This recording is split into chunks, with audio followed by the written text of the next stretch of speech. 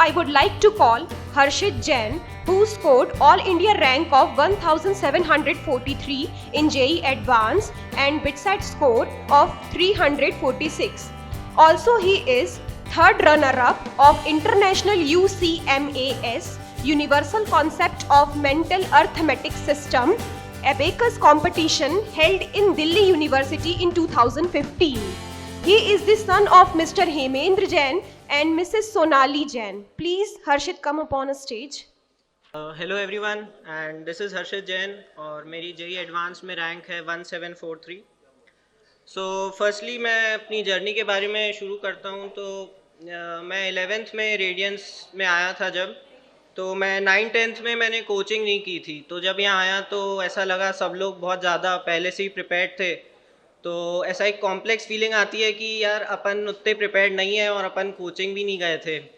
तो उससे बचना चाहिए, मतलब ऐसा नहीं होता है। At the end of the day आप लोग सब 2 साल के बाद सेम लेवल पे होते हैं। अगर आपने इवन आपने प्रिपरेशन अच्छी नहीं की होती, अपनी 9-10 से शुरू नहीं किया होता है, 11th-12th पर बिल्कुल बहुत फोकस्ड रह के पढ़ना होता है। और सेकंड चीज़ जो बहुत इंपॉर्टेंट होती है वो होती है बी एम्बिशियस। आपके अंदर एक एम्बिशन होना चाहिए आईआईटी के लिए। मेरा एम्बिशन था हमेशा से आईआईटी बॉम्बे के लिए, जो मैं वहाँ सिलेक्ट हो गया हूँ। I am in the electrical department of IIT Bombay. And next thing is, यार लोग बहुत ऐसे कंफ्यूज हो जाते हैं कि जेई का पढ़ना है कि बोर्ड्स का पढ़ना है, और स्कूल वाले तो बहुत मिसगाइड करते हैं इस बारे में। और कई लोग इसलिए बहुत मतलब आउट ऑफ द लीग निकल जाते हैं, वो लोग बिल्कुल बोर्ड्स की प्रिपरेशन करने लगते हैं। तो बोर्ड्स की प्रिपरेशन बहुत इजीली हो जाती है अगर आपने जेई की प्रिपरेशन की होती है। जैसे मैंने 1 महीने पहले ही बोर्ड्स के लिए पढ़ा था और आ जाते हैं मतलब मार्क्स। तो मतलब वैसे भी बोर्ड्स में मार्क्स लाके कुछ मिलता भी नहीं है, कॉलेज भी नहीं मिलता है, तो इट्स ऑफ नो यूज़। तो जेई इज़ इम्पॉर्टेंट, दिस ये आपको समझना चाहिए। एंड मैंने अपनी पढ़ाई लाइब्रेरी में करता था मैं रेडियंस की। तो यार मतलब बहुत मस्त माहौल बनता है लाइब्रेरी में। हम लोग सब दोस्त लोग बैठ के पढ़ते थे तो बहुत चिल्ड आउट रहते थे, और मजाक मजाक में काफ़ी पढ़ाई हो जाती थी। एंड रेगुलर क्लासेस अटेंड करनी होती हैं। जैसे ब्रेक बिल्कुल मतलब ऐसे छुट्टी ले लेते हैं लोग, बुखार है या रिलेटिव्स के यहाँ जा रहे हैं या ट्रिप पे निकल गए, तो वो सब नहीं करना होता है। बिल्कुल आपको रेगुलर रहना होता है सारी क्लास में। एक भी क्लास मिस करते हैं तो काफ़ी लॉस होता है। इवन टेस्ट सीरीज़ भी कोई मिस नहीं करनी चाहिए मेरी हिसाब से। And next thing is study material. लोग पूछते हैं कि क्या पढ़ा, तो यार वही पढ़ा है जो सर ने बताया है। Class notes and package are the only things which I have studied, and the other things include what sir had told me to. Like talking about physics, तो फिज़िक्स के लिए मैंने क्लास नोट्स पैकेज, इसके अलावा DC Pandey पढ़ी थी। तो शुरू में मैंने एचसी वर्मा करना शुरू की थी, बट एचसीवी मेरे को जम नहीं रही थी। तो आपको एक ऐसे अंदर से आने लगता है कि अगर आपको कोई बुक नहीं जम रही होती है तो you must feel that instinct coming inside you, तो आपको चेंज कर लेना चाहिए। So that is important. तो मैंने डीसी पांडे से पढ़ता था मैं, तो एक मतलब उसको करने के बाद आपके अंदर एक वो आ जाना चाहिए चैप्टर के रिगार्डिंग कि नहीं ये मेरे को बनता है या नहीं बनता है। So that confidence is very important. And talking about maths, तो मैथ्स में भी क्लास नोट्स पैकेज के अलावा एसएल लोनी के भी जो सर ने पार्ट्स बोले थे, और राही मैंने की थी, Vikas Rahi for functions and calculus.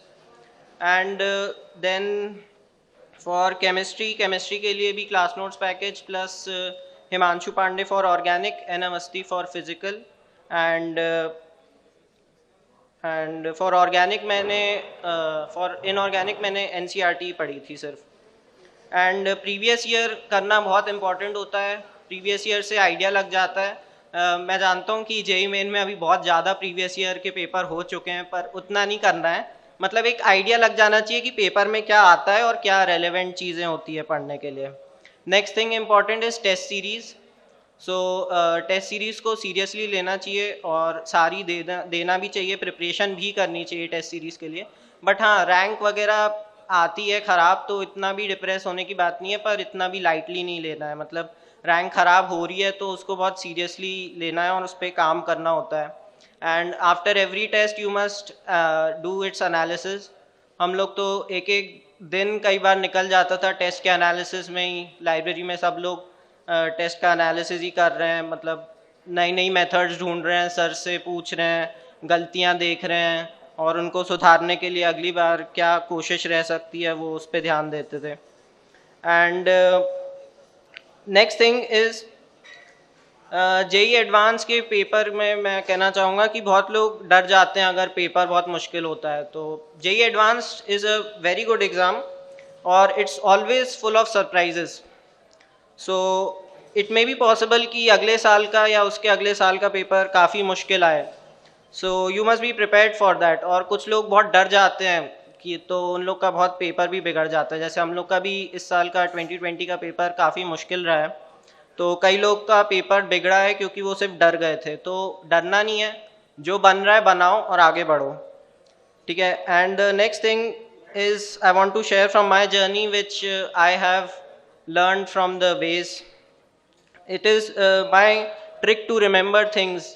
मैं हमेशा कुछ इनोवेटिव ट्रिक बनाता रहता था चीज़ें याद करने के लिए, ख़ासतौर पे इनऑर्गेनिक की, क्योंकि एनसीईआरटी में भरपूर मतलब ऐसी चीज़ें हैं जो पेपर में पूछी भी जाती हैं और याद करने की होती हैं वो।